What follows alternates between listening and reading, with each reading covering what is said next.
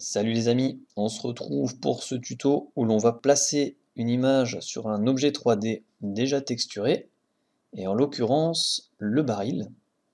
D'ailleurs, si vous souhaitez modéliser et texturer le vôtre, les vidéos sont en lien dans la description. Alors, je vais ouvrir le fichier créé pour l'occasion. Donc c'est un simple décor avec quelques textures, une lampe et une map HDRI, dans lequel j'ai simplement ajouté la collection qui contient mon baril.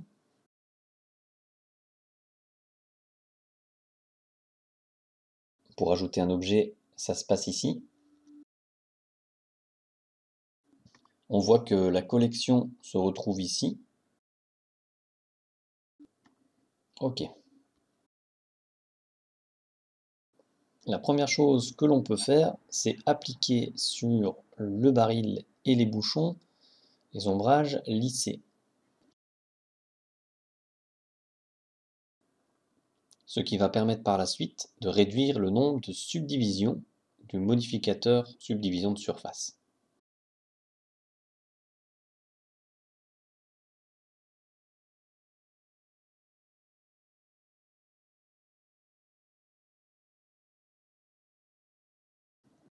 Alors, sur ce bouchon, le modificateur n'est pas appliqué. Avant cela, on va baisser la valeur de vue 3D à 2 et l'appliquer.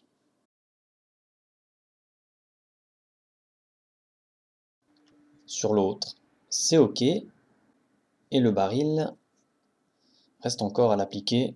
Donc même chose, on va mettre une valeur de 2 à la vue 3D et surtout au rendu. OK, alors maintenant que c'est appliqué, on va définir sur notre fût l'emplacement de notre future image.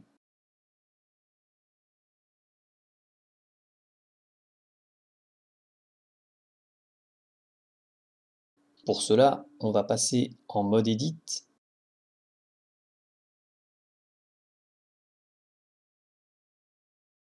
et choisir l'outil de sélection par boîte. Sélectionner déjà une première zone.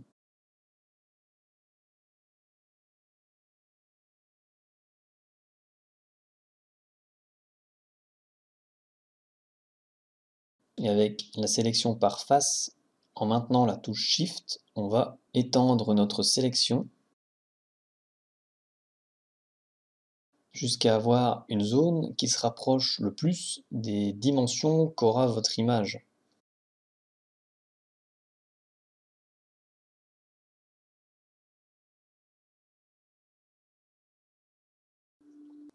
C'est-à-dire que les dimensions de la sélection doivent se rapprocher au mieux du format de l'image que vous souhaitez mettre sur l'objet. Prochaine étape, dupliquer la zone. Donc on va faire Shift D et ensuite clic droit pour que la duplication se fasse sur place. Ensuite, pressez la touche P pour séparer par sélection, ce qui va séparer la partie dupliquée de l'objet. On retrouve donc cette partie ici, que je renomme au passage en IMG. OK. Alors, de retour en mode objet, on constate que pour le moment, les deux objets ont encore le même paramétrage de texture.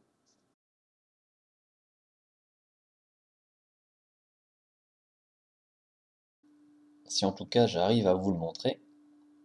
OK. Ça y est.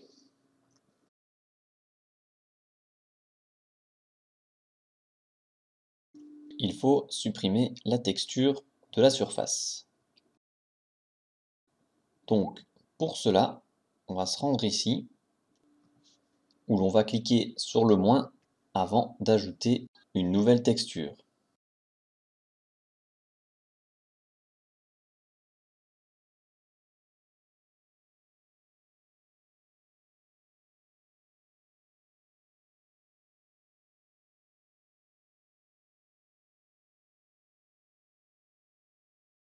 Premièrement, on va ajouter un shader de mélange.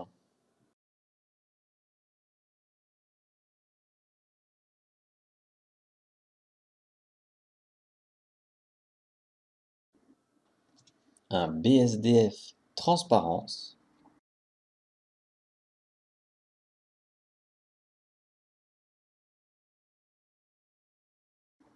Et notre texture image.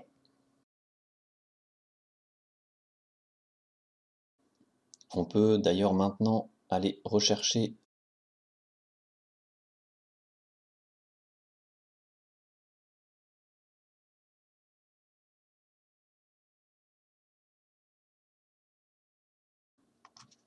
OK. Et ensuite, nous allons relier les différents éléments.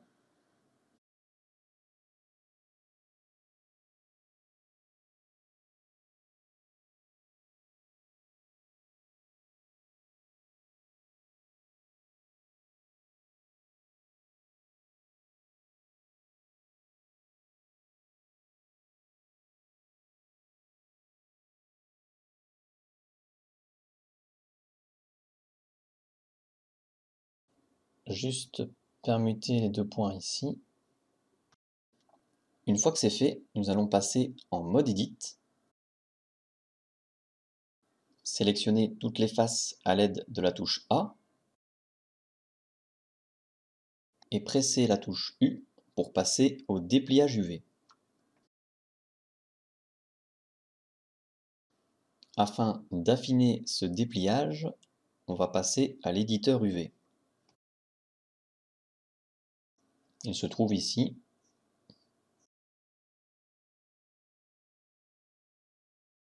Avant toute chose, on va de nouveau presser la touche A pour tout sélectionner.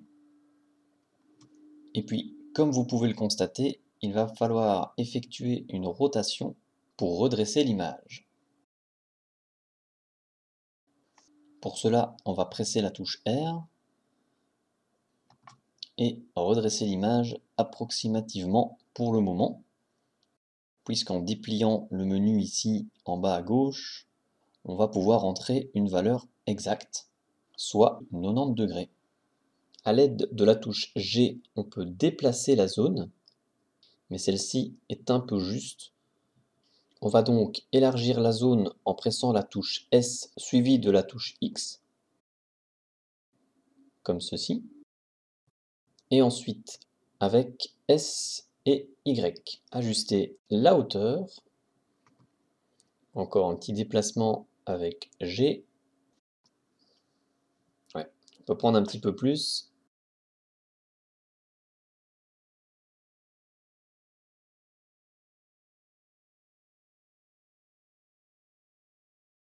Voilà. Ouais. Ok. Là, on devrait être bon. On va voir ça tout de suite. Alors, et non, on n'est pas encore bon. J'ai oublié un élément important. Parce que là, pour le moment, on a en fait la texture avec l'image, la partie avec la texture image qui est toujours superposée sur le baril. Et donc, c'est ce qui donne cet encart noir autour.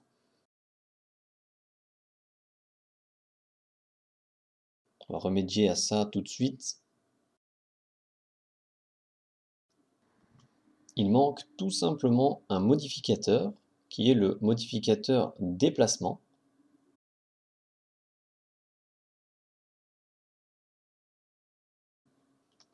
Qui, bien réglé ici avec une valeur de 0,0007,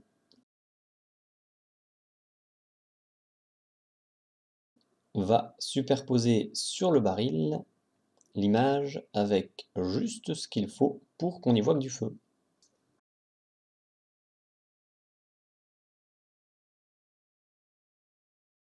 Voilà qui est bien mieux.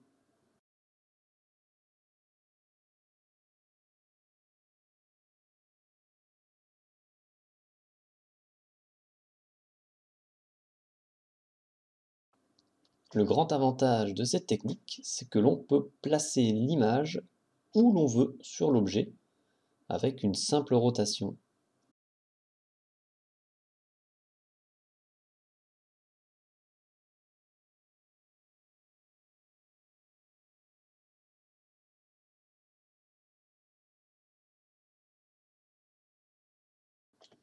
Un point qui est important avec cette manipulation et que je n'ai pas encore développé, c'est l'origine de l'objet. Voici un exemple pour bien comprendre. Premièrement, lorsque l'on ajoute un objet, il se place là où se trouve le curseur 3D et son origine se trouve au centre de celui-ci, comme on le voit avec l'ajout du plan.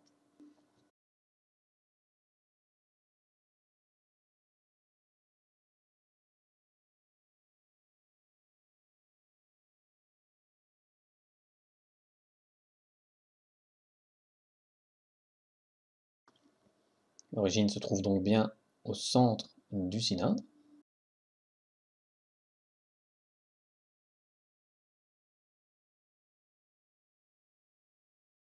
Je vais rapidement procéder à l'étape de la duplication comme on l'a fait sur le baril.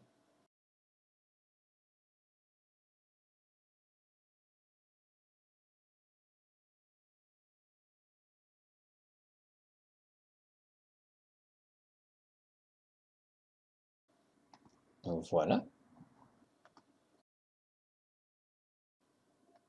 On constate que la partie dupliquée et séparée conserve la même origine que l'objet initial.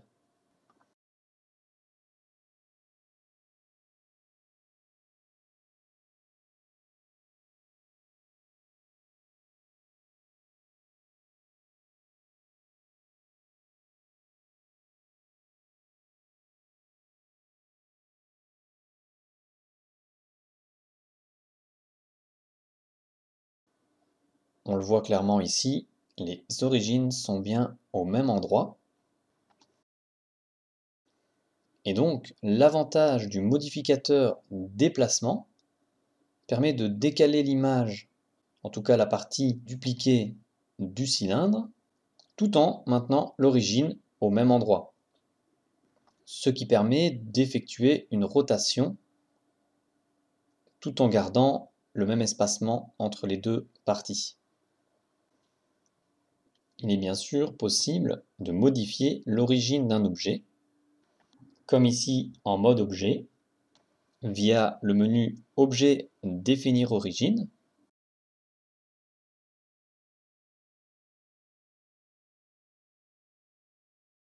Mais aussi plus concrètement à l'aide du curseur 3D, comme avec le plan dans notre exemple,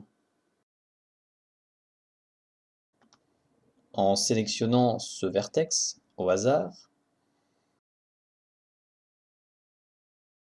et en se dirigeant vers le menu ici, on a la possibilité d'aimanter le curseur vers différents endroits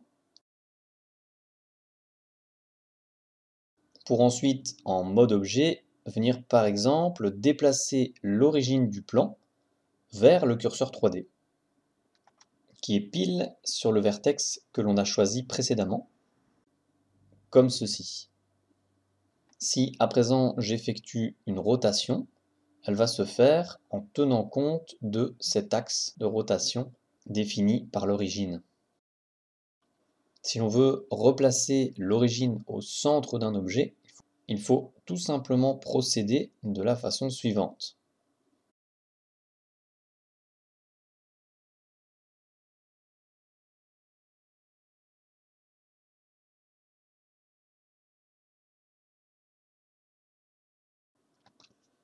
Voilà.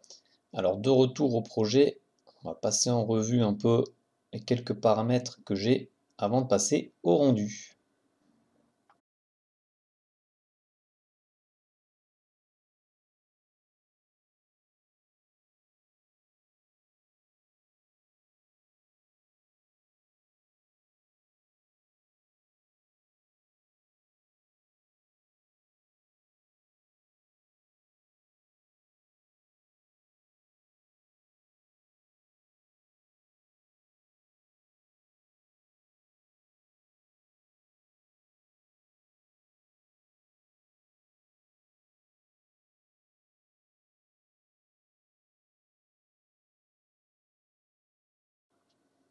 Ok.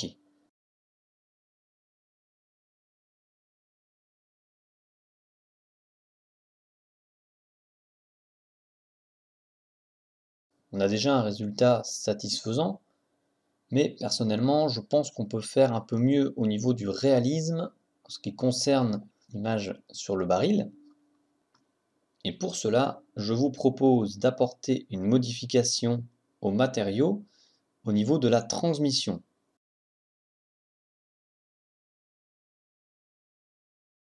Ce qui s'apparente à la transparence de l'objet.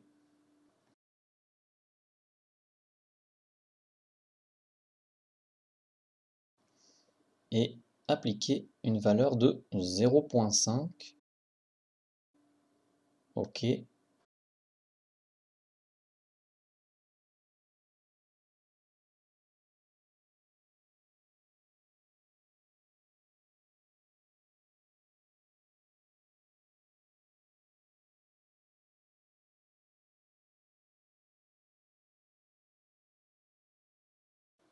Alors, ah oui, je vais choisir un autre calque avant de faire le rendu. Comme ça, on pourra comparer entre les deux versions. C'est parti.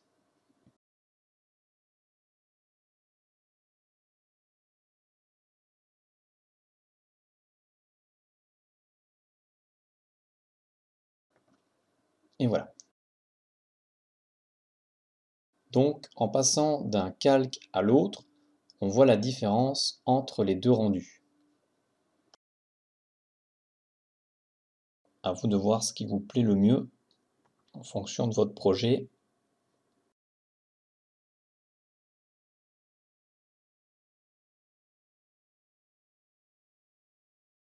C'est ici que se termine ce tuto. J'espère qu'il vous aura plu.